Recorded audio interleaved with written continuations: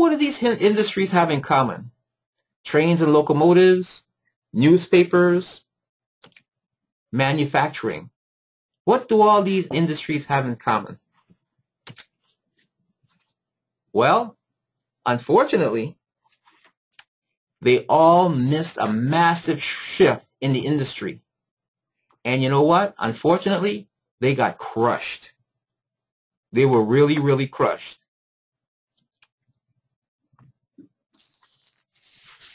Here's how it happened. Newspapers, print media got replaced with the internet and electronic readers, ebooks, Kindle, for example. Trains and locomotives, cars and trucks came along, and the railroad industry is basically gone.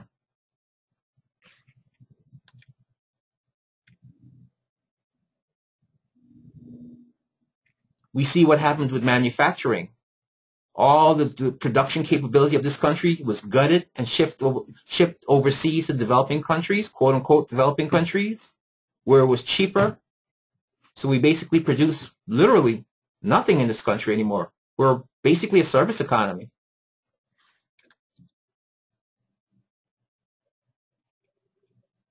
Don't want to fill this with a whole lot of doom and gloom, but the fact is, it can happen again. If you're in business and you're depending on old strategies, it can happen again.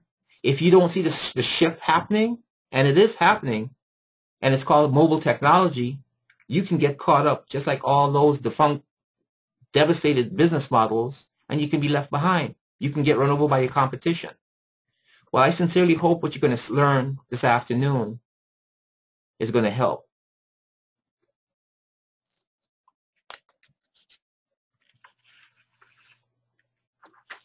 I had a little bit of fun coming up with this list. The business models that were crushed by mobile technology. The first one, photo processing, simply because I just literally created an album for a friend of mine and I had some prints printed. Well, I'm an amateur photographer. I like taking pictures. Up until a couple of years ago, I was back at the fort developing film and printing pictures all the time. But now, with the advent of smartphones, some of which have super high resolution cameras, we don't print too many pictures anymore. So photo processing, the entire film business. I mean, Kodak went belly up. They're out of business.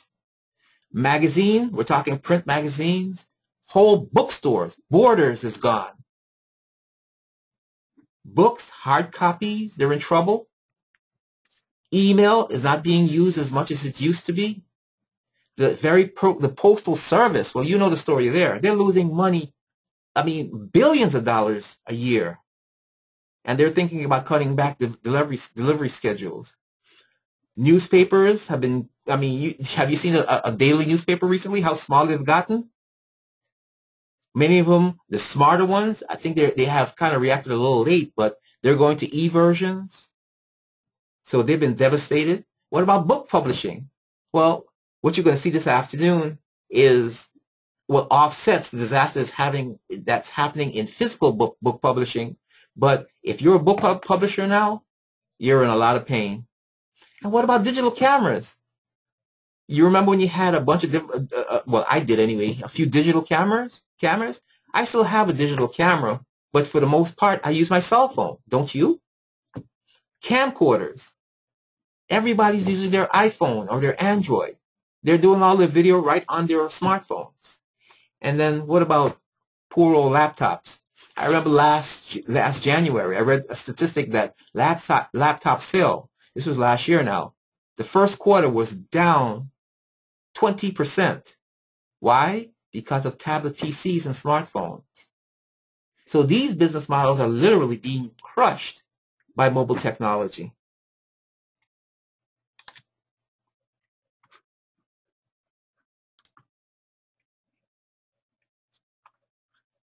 Just a few more for giggles. Desktop computers, forget it.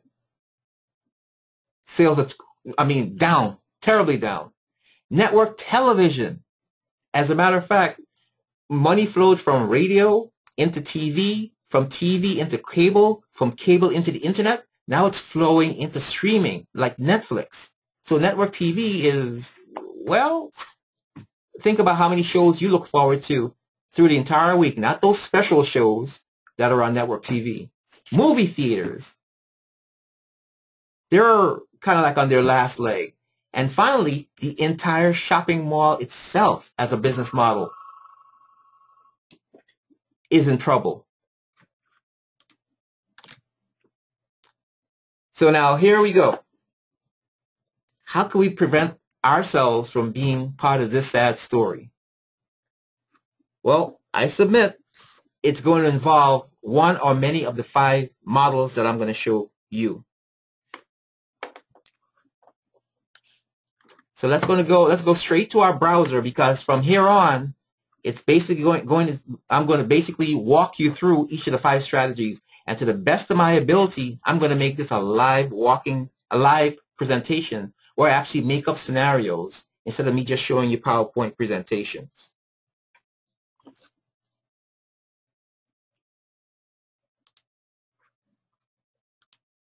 Okay, so on your screen, you should see the localtraffichero.com website. And strategy number 1 is mobile website design, or what's referred to these days as responsive design. And why it's called responsive design is if your website isn't responsive to the type of technology that the user who's visiting it is coming in on, PC or an Android or an iPhone or a tablet, you're in trouble. Because gone are the days where users are going to be shrinking and expanding desktop systems. Now, I'm going to pick on a client of mine, and I think it's okay because I'm in the midst of presenting a plan for what you're going to see. This is their website, their current website. Nice looking, no issues with that. But let me just show you, let's just emulate what happens if somebody looks at this website on an iPhone, just by shrinking the window.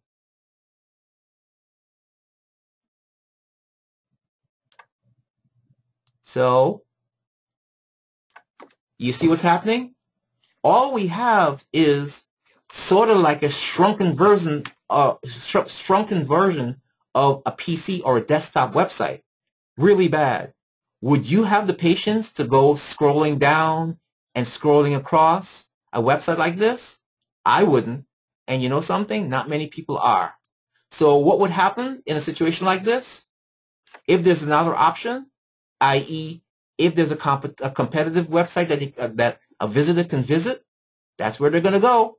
They're going to leave the person's website that's not mobile compliant or mobile responsive, and they're going to go to the competition. That's sad. Let me show you what responsive design looks like and what happens. As we come back to localtraffichero.com,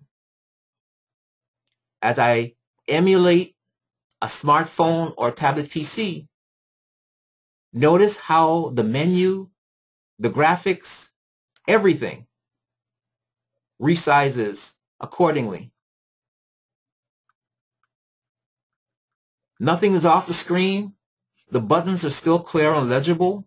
Everything is functional, even forms. So let me just tell you some statistics that should, if you haven't taken this leap and made your website mobile ready, consider these statistics. The number of searches that people do on smartphones versus on a PC, the number of searches done on a mobile phone far exceeds the number of searches done on a PC. So if you're like me, if you're watching TV and you're curious about something, nobody's running to their computer. They're going to take out their smartphone and they're going to do a Google search from their tablet or from their smartphones. The average American keeps their smartphone within 3 feet of their persons, within 3 feet of their bodies, 24/7, 365 days of the year. Did you get those numbers? The average American now keeps their phone within 3 feet of their bodies all day, all year. Here's a statistic, it's just another statistic, a little grim, but there are more people on the planet with mobile phones than have running water now. And it's still in its infancy. It's still exploding. So your website has to, strategy number one, has to be mobile responsive, and it has to be able to be resized by people, visitors coming in from smartphones or tablet computers. So that's our first strategy. Now, how do you do it? Well, many, many years ago, I had the great fortune to be, well, paying attention to the technology shift. And we standardized all our customers. We actually transferred all our customer websites to WordPress. WordPress is just it's a what's called a content management system. And last year I heard an astonishing statistic. 25% of all the new websites being created are created on the WordPress platform. And let me just give you a quick look at what WordPress looks like. This is going to be it's going to be technical, but I think you'll appreciate how simple it is to maintain. And the reason I'd like to show you behind what happens on a WordPress site is that I want to encourage you to take this leap, if you haven't already, much sooner than later. So let's just log in to this WordPress site to show you how easy it is to maintain, especially for non-technical people.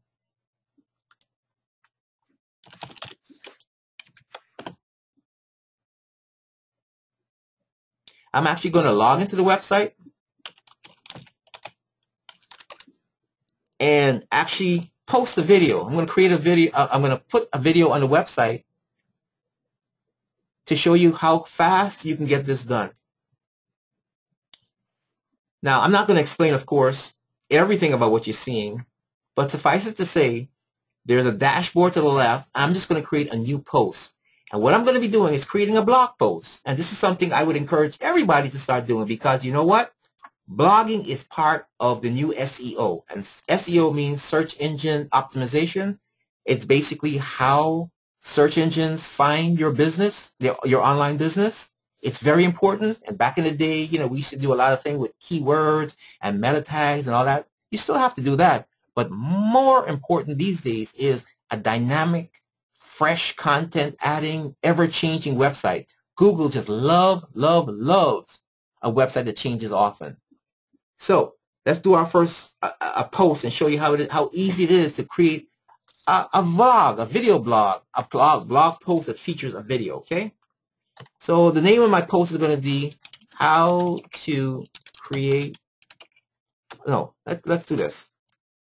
5 strategies for online marketing in 2015. Okay. I'm going to go out to YouTube, and please don't let the technology, if it doesn't seem like, if it looks foreign to you, don't let it scare you, because if I move fast over it, it's because it's very easy once you've seen how to first. So I'm just going to go over to my YouTube channel. I'm actually going to grab this video. So here's my video. Since I'm logged into my YouTube channel, I'm just going to click the share button here, and then I'm going to grab this, what's called embed code right here. So I'm just going to copy this code, go back to my control panel, and just paste it in there.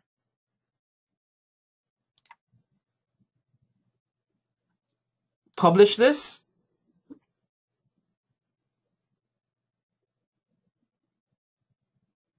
It just published in about 3 seconds. And now let's view my post. I'm just going to open a new window.